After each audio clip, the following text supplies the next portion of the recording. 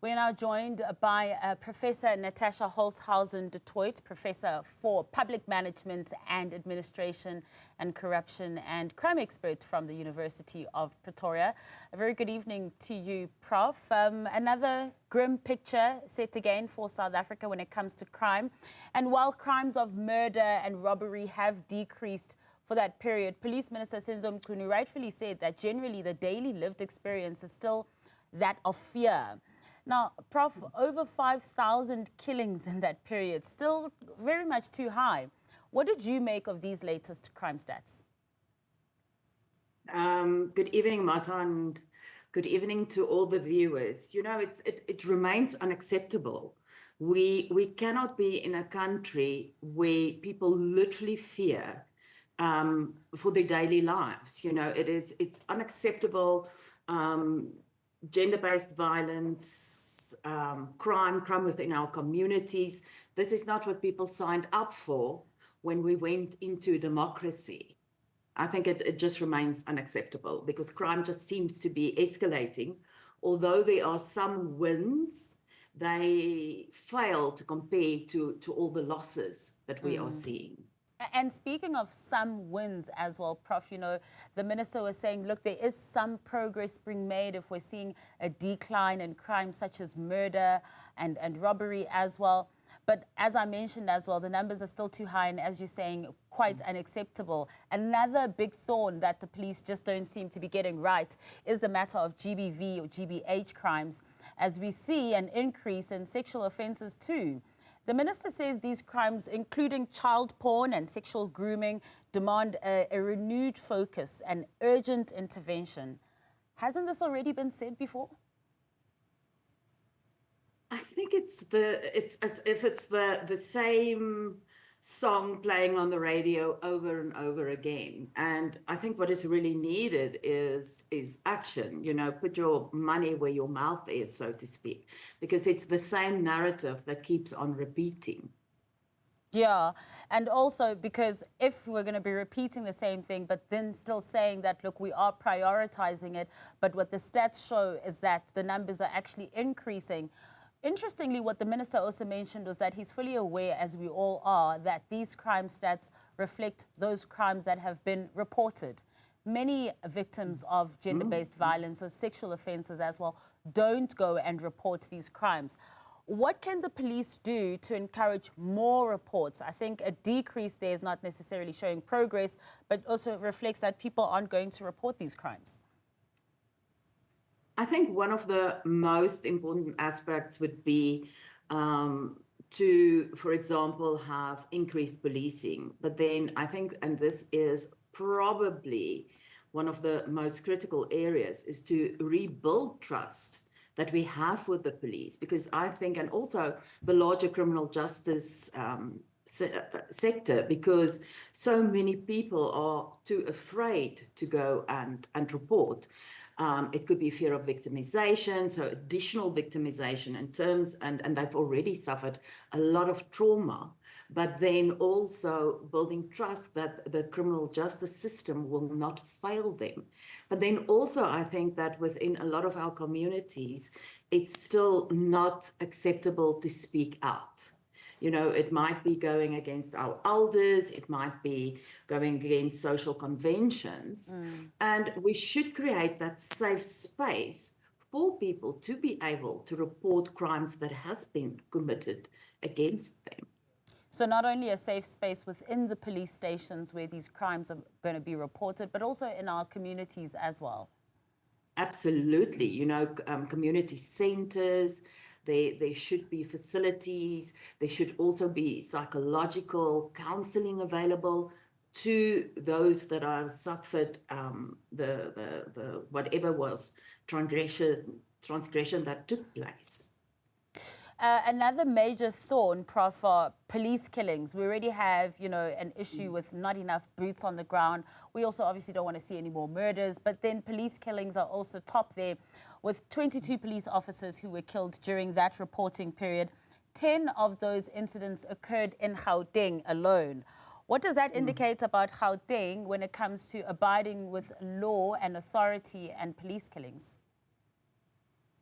You know, Masa, I think that in terms of Gauteng, and I mean, we are the economic hub, and it doesn't mean that we are also the crime hub, although statistics do tend to show that. It just means that we are not adequately protecting our police officers, and I think that we also in society have a general loss of respect for the uniform, so to speak, and that criminals would basically do anything and take out anyone that could possibly stand in their way. And I know that there are quite a number of crime fighting initiatives also within the province, but we have to ask the question in terms of, is that enough? And we see that also in terms of what is happening to our community policing forum members being killed in the various areas. And speaking about CPFs as well, I mean, there's always calls for community members to get involved and help the police, for example, through these local CPFs. But when one looks at the number of killings, and they're seemingly on the increase of not only the police killings, but also of CPF members, where does that leave community participation? Which community member would like to then put their hand up and say, I'll get involved in my local CPF, while they're seeing that in other communities and in their own, CPF members are also being targeted? Yeah, I mean, I think we've seen this very clearly. And for example, in Nanda, we saw that in Marimi, here in Shoshontouve. I think it's only the brave, you know, because our community policing forum members, they do it out of, I almost want to say, the goodness of their hearts, because they have a vested interest within those communities. And now people are being killed left, right, and center. And that means that a lot of people would not want to be involved in these structures anymore.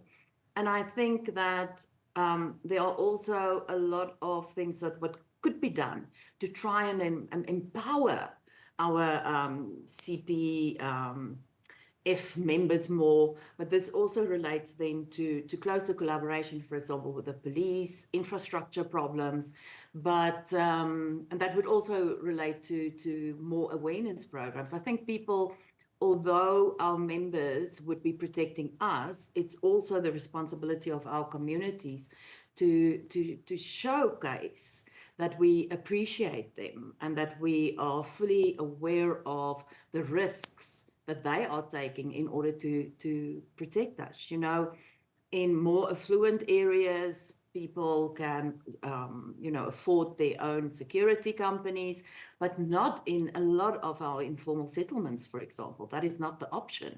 So what would be the option? We can't just have nothing within our communities. And, you know, as you're speaking of trying to empower CPF as well, I'm just thinking, what measures are there in place to protect CPF members and active community participants who do assist law enforcement? And if there are those measures present currently, are they enough? I don't think so. So obviously we do find that, you know, once you apply, you have to obviously get your police clearance, and you have to have some kind of a relationship with the SAPs within specifically in your area, hopefully within the ward where you would be working.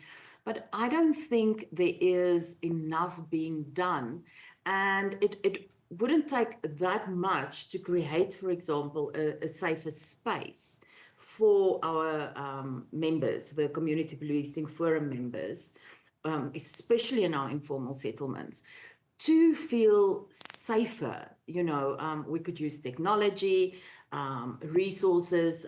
They don't get stipends, for example. You know, there could be companies that could come in. I'm thinking of cell phone companies, you know, providing cell phones with data, you know, a better link. It's almost like having two-way communication.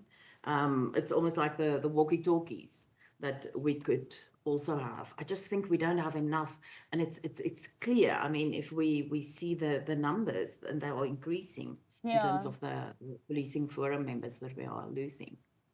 And losing them to death, but also losing them to those who just simply are deterred by the criminal element of it as well. So, Prof, if CPF involvement becomes too risky, What alternative models for community safety can be considered? Well, we do know that we have, the crime fighting wardens, the amapanyaza, so that could be one way, but that also means that we need to empower these wardens better. But the thing is, a lot of our community members want to be involved. They have a vested interest in those communities.